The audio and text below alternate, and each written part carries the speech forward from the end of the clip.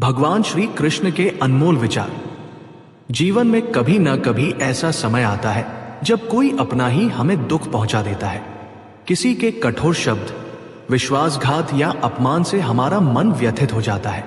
ऐसे समय में भगवान श्री कृष्ण के उपदेश हमें सही मार्ग दिखाते हैं।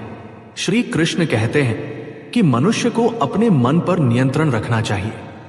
जो व्यक्ति दूसरों के व्यवहार से अपने मन की शांति खो देता है, वो स्वयं को कमजोर बना लेता है।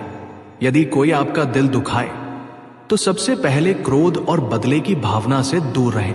क्रोध केवल दुख को बढ़ाता है और सही निर्णय लेने की क्षमता को कम कर देता है।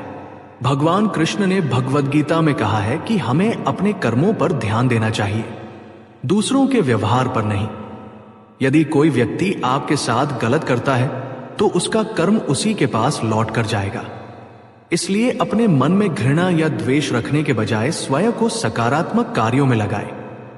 श्री कृष्ण यह भी सिखाते हैं कि क्षमा एक महान गुण है। क्षमा करने का अर्थ ये नहीं कि आप गलत को सही मान लें, बल्कि इसका अर्थ है कि आप अपने मन को नकारात्मक भावनाओं के बंधन से मुक्त कर लें। जब हम क्षमा करते हैं तब हमारे हृदय में शांति और संतोष का जन्म होता है। जब दिल दुखे तब भगवान का स्मरण करें। प्रार्थना, ध्यान और अच्छे विचार मन को शक्ति प्रदान करते हैं। श्री कृष्ण कहते हैं कि जो व्यक्ति हर परिस्थिति में ईश्वर पर विश्वास रखता है, वो कठिन से कठिन दुख को भी सहन कर सकता है। समय के साथ हर घाव भर जाता है, इसलिए धैर्य बनाए रखना आवश्यक है। हमें यह समझना चाहिए कि हर व्यक्ति हमारे जीवन में कुछ न कुछ सिखाने के लिए आता है। जो लोग हमें दुख देते हैं वे भी हमें मजबूत बनने, आत्मविश्वास बढ़ाने और जीवन की सच्चाइयों को समझने का अवसर देते हैं।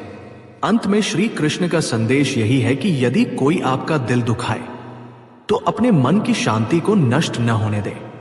क्षमा करें, ईश्वर पर विश्वास रखें, अच्छे कर्म करते रहें और आगे बढ़ते रहें, क्योंकि सच्चा सुख दूसरों को बदलने में नहीं बल्कि स्वयं को बेहतर बनाने में है।